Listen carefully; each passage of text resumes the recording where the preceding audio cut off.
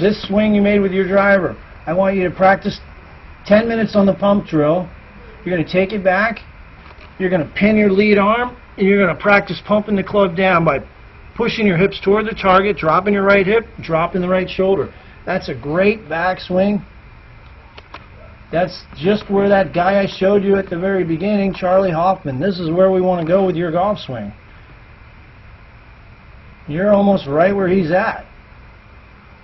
Now the right hip is going to go down and forward. The right shoulder is going to go down. The club shaft is going to approach parallel to that lower line, which is exactly, this one's going to go to your phone. You're just a little steep still.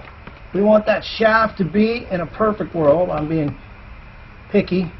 I'd like it to be a little more closer to the parallel to that line, but you can still hit the ball pretty good with that swing.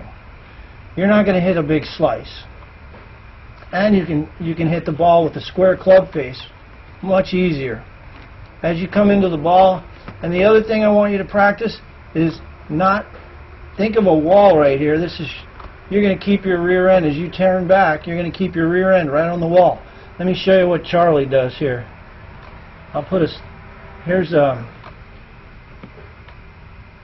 circle on the ball because I want to see. I don't think the person that shot this video used a tripod. Notice how his butt goes back behind that triangle or that rectangle.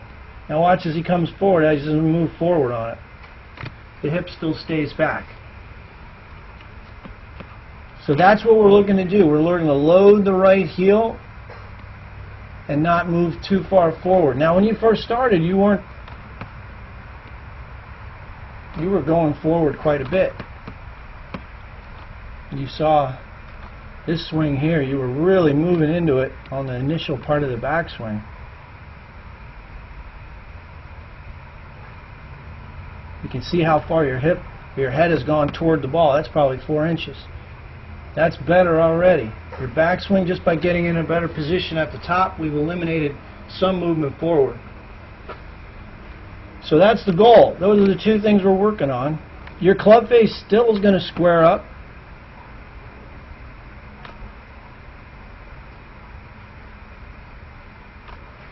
So we've cut down the amount of forward movement in your pelvis.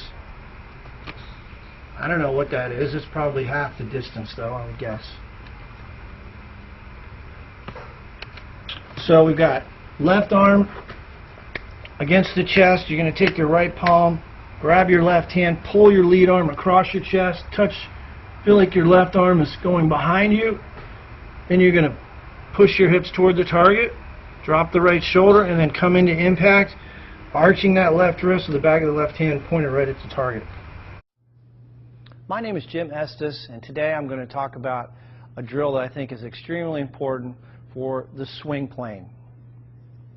So what I want you to do is, and this by the way is going to give you an instant understanding of exactly the feeling you want to have in the golf swing. Take a club, you can put a rod, alignment rod in the grip, or I'm sorry, in the butt end of the golf club.